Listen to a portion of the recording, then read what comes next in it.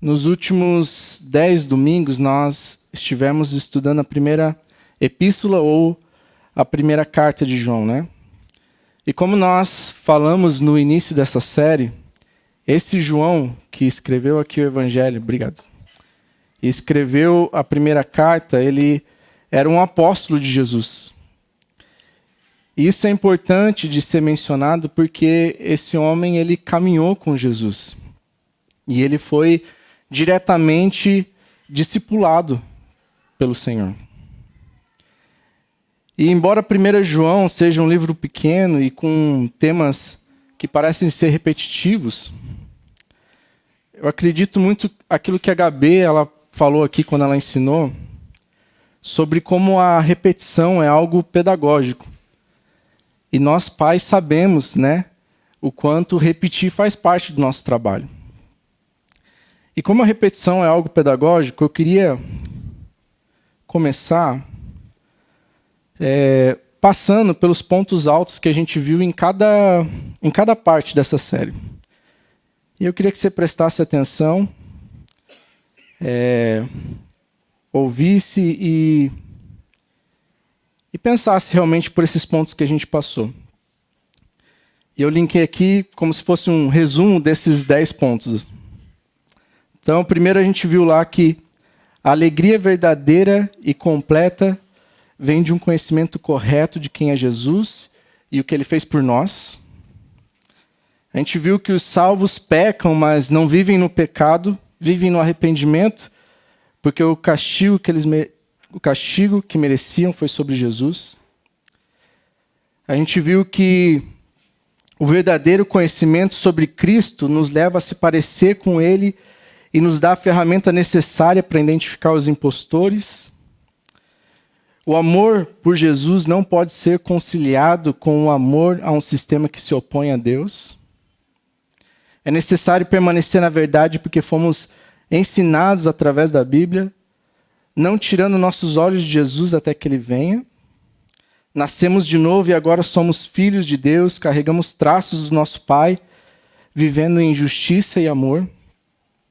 O amor não deve ser retido, ele é a essência da vida cristã e a marca que identifica os filhos de Deus. Cuidado com os falsos profetas e seus ensinos. Aprenda pelo amor, firme-se no discernimento e esvazie-se na dependência de Deus. O amor é a evidência de que conhecemos a Deus. Isso envolve intimidade, comunhão, entrega e sacrifício. Diante das dúvidas, pressões e falsas seguranças, a fé é a realidade viva que traz a certeza da vida eterna, da vitória sobre o mundo e um impulso para viver em amor. Isso foi o resumo daquilo que nós abordamos nesses últimos domingos. E todas as segundas e sextas, como a Ana falou, a gente tem a nossa oração de reunião online às 7 horas da manhã. E eu encorajo novamente que a igreja participe. E o Rafa, ele sempre traz uma lista com os motivos de oração, né, como foi falado. E a primeira coisa dessa lista é um versículo do texto que foi ensinado domingo. E nós oramos para que aquilo que foi ensinado possa ecoar no nosso coração. Que isso possa trazer vida, possa trazer transformação, possa trazer encorajamento, possa trazer exortação. Nós oramos nas segundas e nas sextas que essa mensagem ela realmente entre no coração de cada pessoa e ecoe durante a semana. E é muito bom a gente ouvir, né, quando alguém vem e fala assim, essa semana eu estava pensando sobre aquilo que foi dito no domingo. Essa semana eu passei por uma situação e eu lembrei daquilo que foi dito no domingo. Ou, como a gente ouviu essa semana, né?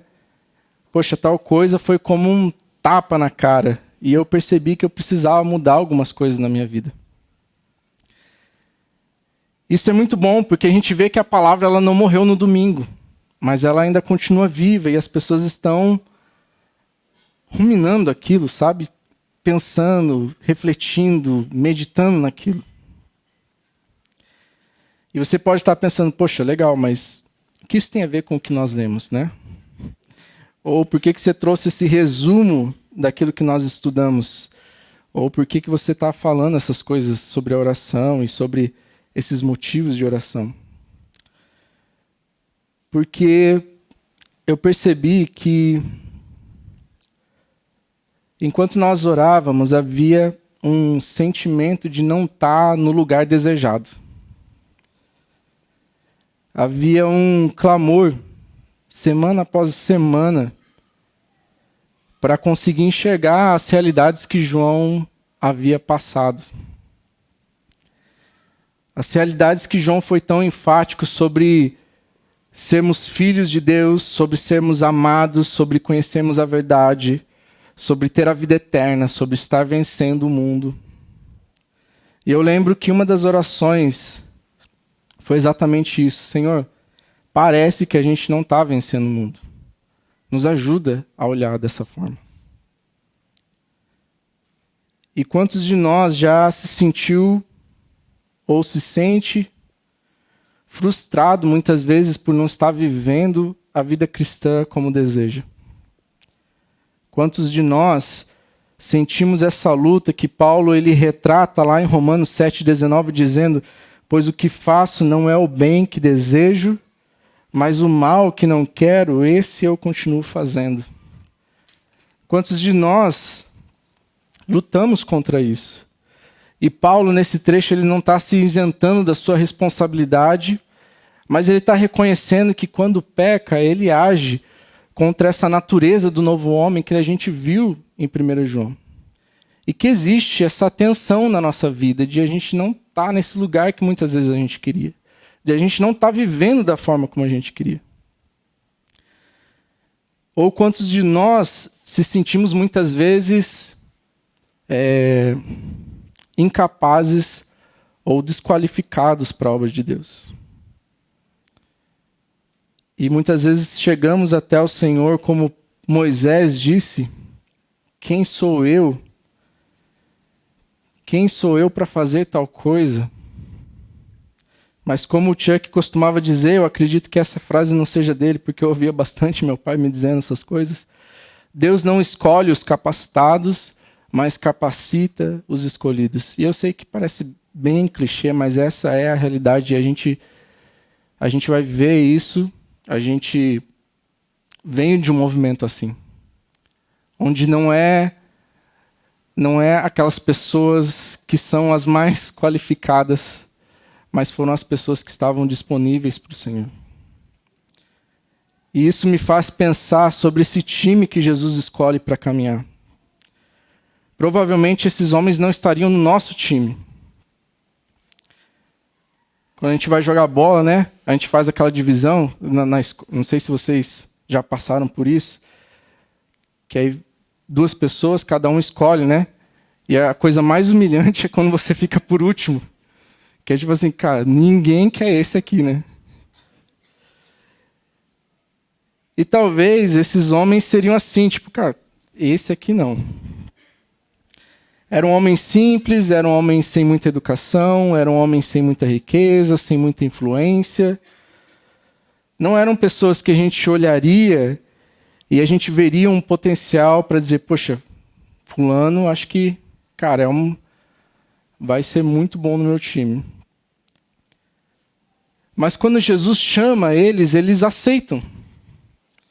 Eles passam a seguir Jesus e eles se tornam seus discípulos. E conforme eles vão convivendo com Jesus, eles vão aprendendo a depender de Jesus. Então, se tinha pouca comida, Jesus multiplicava. Se não tinha dinheiro para pagar o imposto, Jesus dava um jeito e arrumava um dinheiro. Se alguém estava endemoniado, ele ordenava que um espírito saísse da pessoa e a pessoa ficava bem. Se alguém estava doente, Jesus curava. Se alguém morria, Jesus ressuscitava. Se alguém era cego, Jesus fazia enxergar. Se alguém fazia uma pergunta difícil, Jesus respondia ou agia com tamanha sabedoria que deixava seus opositores sem resposta. ou sem palavras. Se a tempestade balançava o barco, Jesus mandava acalmar. Se não tinha um lugar para celebrar a Páscoa, ele preparava um lugar e uma ceia na qual, nesse momento, Jesus vai dizer que aquele pão era o seu corpo que estava sendo entregue e moído por eles, e aquele sangue e aquele suco, ou aquele vinho, era o seu sangue que estava sendo derramado por eles. Não sei se você já parou para pensar o quanto foi difícil para os seus discípulos ouvirem que Jesus estava indo para a cruz. Depois deles terem vivido com Jesus tanto tempo e vivido uma vida tão intensa e cheio de tantos milagres, tantos sinais, tantas maravilhas, e sentirem que o reino de Deus havia chegado, eles estavam nessa crescente.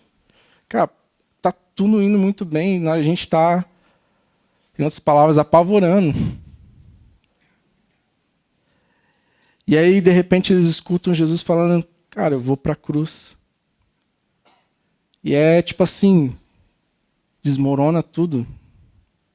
A gente já falou o quanto eles aguardavam esse Messias que seria como um rei. Eles achavam, poxa, a gente está sofrendo, né, oprimidos pelo Império Romano, então Jesus vai vir e ele vai reinar, e ele vai tirar esse governo romano, e a gente vai então ser livre, e esse rei ele vai reinar sobre todas as coisas. Jesus vai mostrar para eles, espera, o meu reino não é esse. A pátria de vocês não é essa. E isso talvez tenha os deixado com medo, talvez triste, talvez preocupados. E aqui no primeiro versículo do capítulo 14, Jesus começa dizendo assim, não se turbe o coração de vocês. Jesus vai falar que ele estaria indo para o Pai, ele iria preparar um lugar para eles, mas enquanto esse dia não chegasse, eles deveriam continuar crendo em Jesus e que eles iriam continuar a obra de Cristo. E isso não termina com os apóstolos, isso é até os nossos dias. Essas palavras de Jesus são palavras para nós, porque o Senhor nos convida a fazer parte da sua obra aqui na terra, vivendo como Jesus e anunciando o seu evangelho. E isso pode soar às vezes muito desafiador, como soou para os apóstolos, e pode gerar em nós talvez medo, insegurança, assim como gerou no coração daqueles homens. E eu sei que isso, talvez para o momento que a gente está vivendo, dessa transição pastoral, desse momento de plantação de igreja, talvez a gente está com o coração assim. Algumas pessoas vêm, chegam para mim, e aí, como é que você está? Eu falo, estou cagando de medo.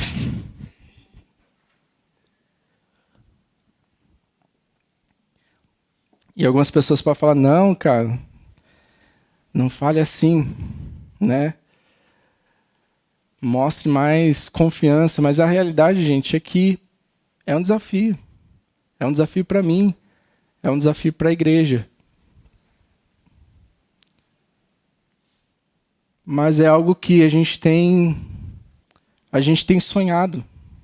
É algo que, como igreja, a gente tem orado e a gente tem desejado por ver a igreja expandindo, de ver pessoas sendo alcançadas onde a gente não conseguiria alcançar estando aqui. De pessoas ouvindo o evangelho que nós estando aqui, talvez essas pessoas não chegariam até nós.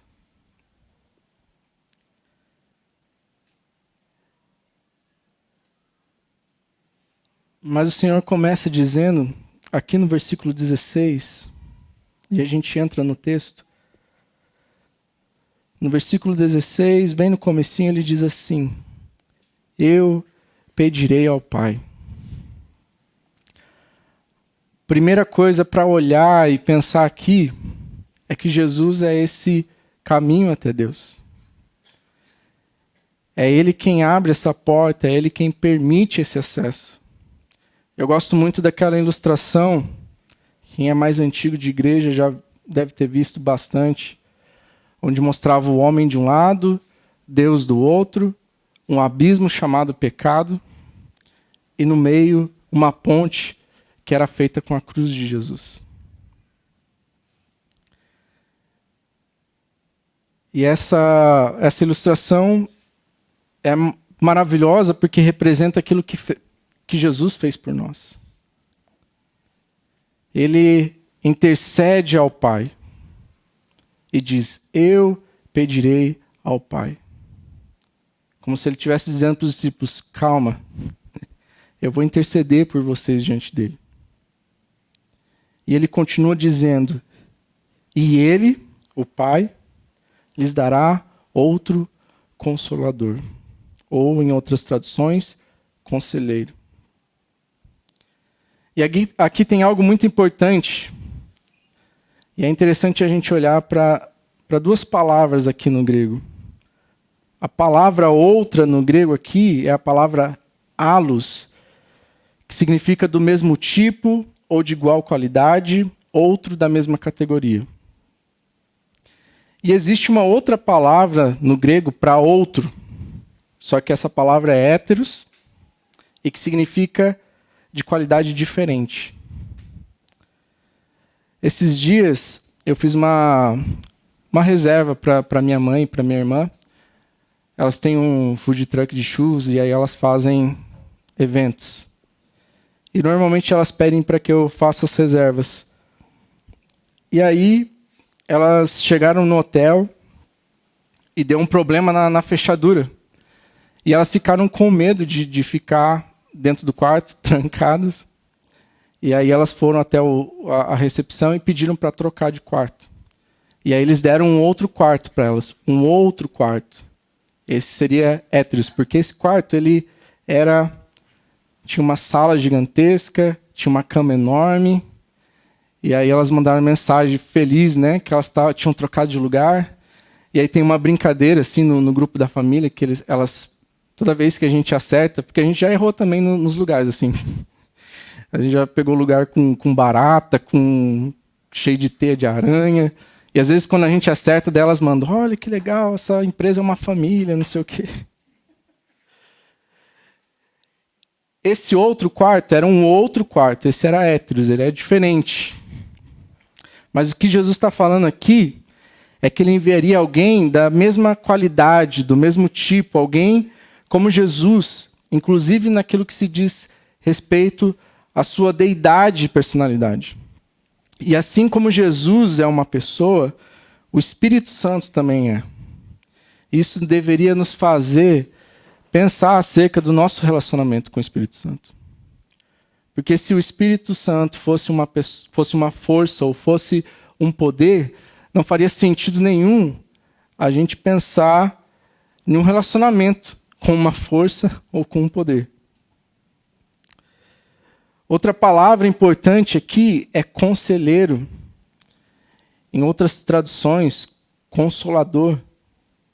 Que no grego é a palavra parakletos. Para é a preposição em grego com ou ao lado, e kletos é a palavra chamado. Ou seja, alguém que estará ao lado com eles para ajudar eles. E essa pessoa será igual a Jesus. Então toda a dependência que os discípulos colocaram sobre Jesus, eles agora poderiam ficar em paz, porque eles poderiam colocar essa mesma dependência, essa mesma confiança no Espírito Santo. Jesus iria voltar para os céus e os discípulos deveriam continuar a sua obra até que ele voltasse. E eles não estariam sozinhos. Eles teriam alguém do lado, como Jesus, para ajudar eles nessa caminhada. E Jesus vai continuar dizendo aqui no versículo 16, para estar com vocês para sempre. E quando eu pensava acerca do sermão, quando o Cacá falou, eu confesso, eu tenho muita dificuldade com o lance livre. Quando fala assim, não, é livre. Cara, eu já... O que eu vou falar, né? Mas eu confesso que falar sobre isso hoje foi falar sobre algo que está no meu coração há muito tempo. Foi falar sobre algo que cada vez que eu ouvia uma oração, que alguém falava assim, poxa, tá difícil. Senhor, nos ajuda a enxergar isso. Senhor, nos ajuda nisso, por favor. Parece que a gente não está bem. E cada vez que eu ouvia alguém orando, eu orava, Senhor, a gente tem o Teu Espírito. A gente tem alguém do nosso lado. A gente tem alguém como Jesus que vai nos auxiliar nessa caminhada. E é algo que a gente precisa ser lembrado. Como eu falei no começo, às vezes a gente precisa falar e falar novamente que nós temos esse Espírito Santo ao nosso lado para nos ajudar em todas as situações. Que não estamos caminhando sozinhos. Que Jesus não veio e falou assim, né? Façam isso, façam aquilo, é assim assado, beleza? Tchau, vou embora, se virem. Jesus não estava abandonando os seus discípulos, como Jesus não nos abandona. Ele diz que nós deveríamos continuar a sua obra, mas não continuar desamparados. Que existia uma pessoa que estaria ao nosso lado e nos auxiliaria nessa obra. Deixa eu desligar meu celular. Versículo 17, Jesus continua dizendo que essa pessoa seria o Espírito da verdade. E é interessante porque um pouco antes Jesus fala assim, eu sou o caminho, a verdade e a vida. E agora ele está falando, eu vou deixar alguém com vocês, ao lado de vocês, e essa pessoa é o Espírito da verdade. O Espírito da verdade aqui é o Espírito Santo. Ele estaria com os seus discípulos e está com cada um de nós. Ele nos ajuda a permanecer na verdade de Jesus, porque ele conhece a verdade. Como Paulo diz lá em Coríntios, quem conhece as coisas dos homens, senão o seu próprio Espírito? Assim o Espírito de Deus conhece as coisas de Deus. E não somente conhece, como Paulo um pouco depois vai falar, que esse Espírito nos ensina sobre as coisas de Deus. E algo interessante aqui é que Jesus vai continuar dizendo assim, o mundo não pode recebê-lo, porque não o vê nem o conhece. Por que o mundo não pode recebê-lo? Porque não o vê e nem o conhece. Se o mundo é esse sistema que se opõe a Deus, como a gente falou aqui, como o Matt ensinou, é justo falar que esse mundo, ele vive na mentira. E é por isso que muitas vezes esse sistema ele vai buscar mostrar que nós não precisamos de Deus. Não somos tão ruins assim. Que crer na Bíblia talvez seja um pouco antiquado ou seja ignorância. De que existe um sistema religioso, opressor, que não permite que a gente seja feliz. E muitas vezes essa felicidade está relacionada a fazer tudo aquilo que nós queremos, tudo aquilo que nós desejamos. E não importa se isso nos faz bem ou faz mal, se me faz feliz, é o que importa. Ou se de alguma forma isso me satisfaz, tá ok. Agora, aqui no final do versículo 17, João vai falar que existe um contraste do mundo com o crente. Nas palavras de Jesus, na verdade, Ele vai dizer assim: mas vocês o conhecem, por isso ele vive com vocês e estará em vocês.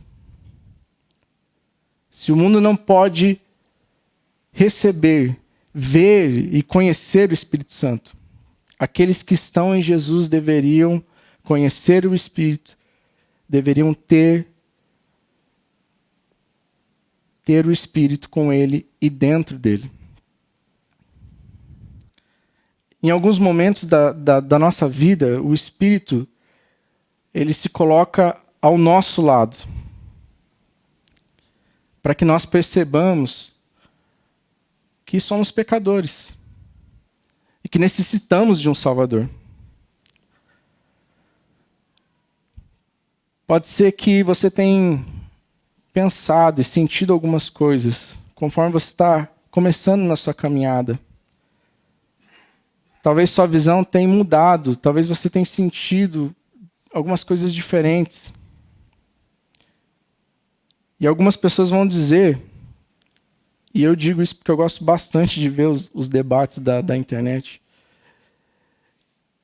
E uma das coisas que as pessoas mais falam é como as pessoas que entram na igreja, elas sofrem uma lavagem cerebral, e aí a igreja começa a oprimir elas, e aí elas não podem fazer aquilo que elas querem. E a verdade é que o Espírito Santo, quando ele está ao lado da pessoa, Jesus vai falar que ele vem convencer do pecado, da justiça e do juízo de Deus. Esse é o papel do Espírito Santo. Só que a gente não pode parar por aí, porque ele não só nos mostra que nós somos pecadores, que nós necessitamos de Jesus, mas ele aponta para Jesus.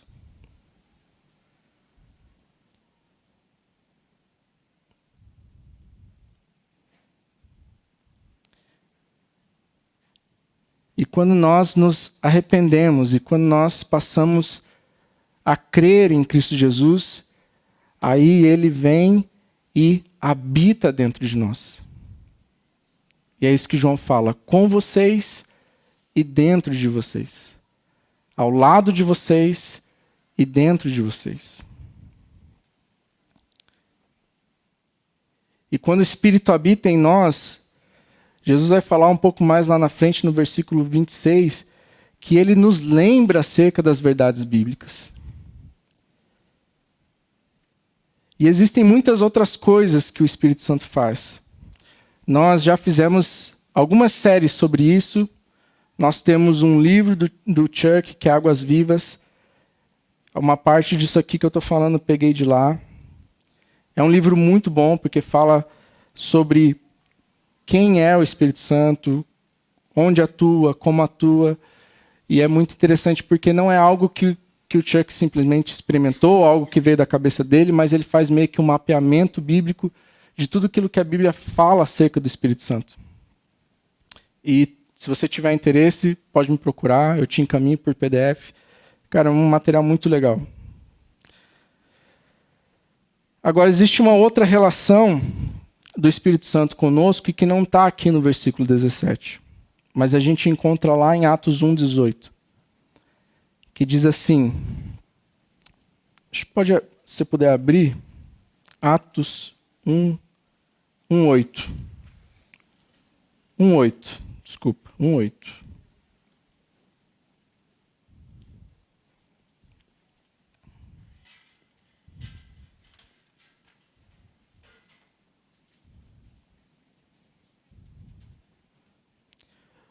Um 8 diz assim, mas receberão poder quando o Espírito Santo descer sobre vocês.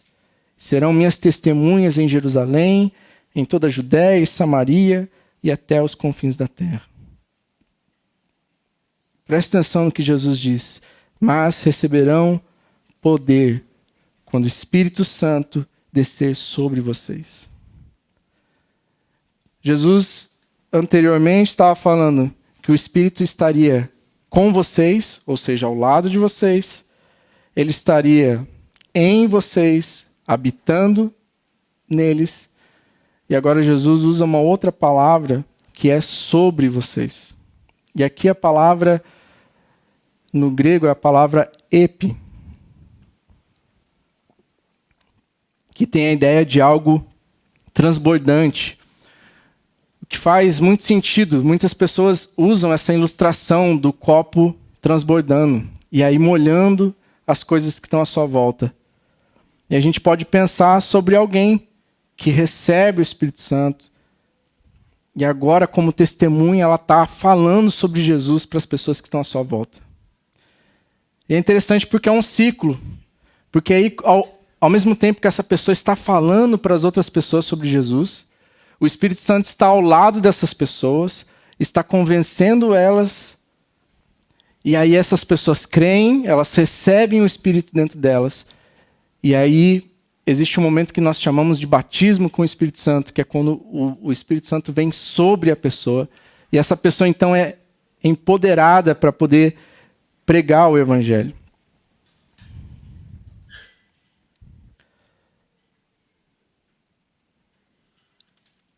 E é interessante que lá no versículo 18 de João, onde nós estávamos,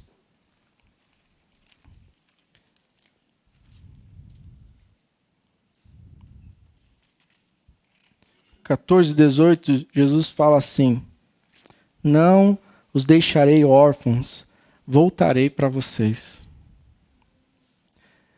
Em nenhum momento Jesus disse que estaríamos sozinhos. Por amor ele foi para uma cruz e morreu pelos nossos pecados. Por amor ele nos deixou o Espírito Santo para nos ajudar nessa caminhada. E por amor ele prometeu que voltaria e nos levaria para estar com ele. Mas enquanto isso não acontece, precisamos ter essa relação de confiança e de dependência no Espírito. Assim como os discípulos tinham em Jesus e passaram a ter no Espírito, nós também devemos ter essa mesma confiança. E uma última palavra, que está lá em Atos 1:8. Quando ele fala, recebereis poder. Essa palavra é uma palavra bastante interessante. É uma palavra no grego, dunamis. E essa mesma palavra, ela é a origem para a palavra dinamite. E é muito interessante pensar no uso dessa palavra aqui, porque é um encorajamento para nós.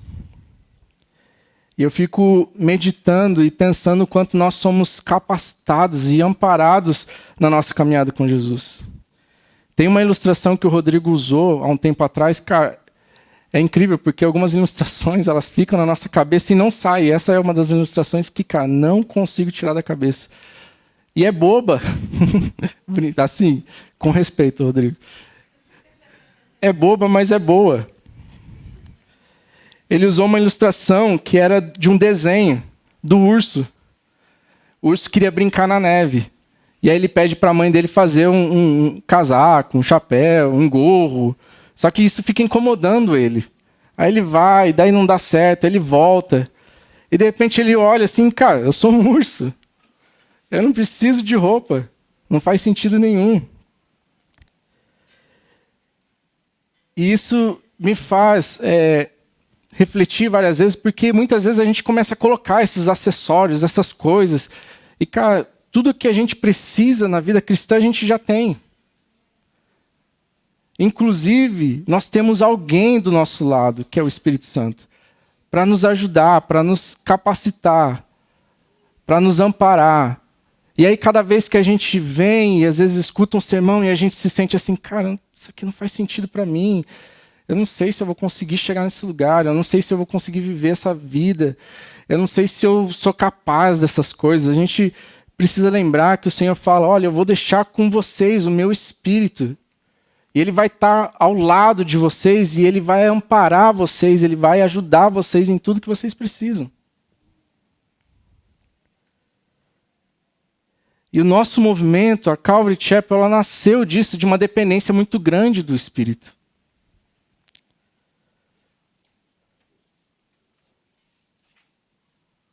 porque não havia muito do que se esperar daquelas pessoas.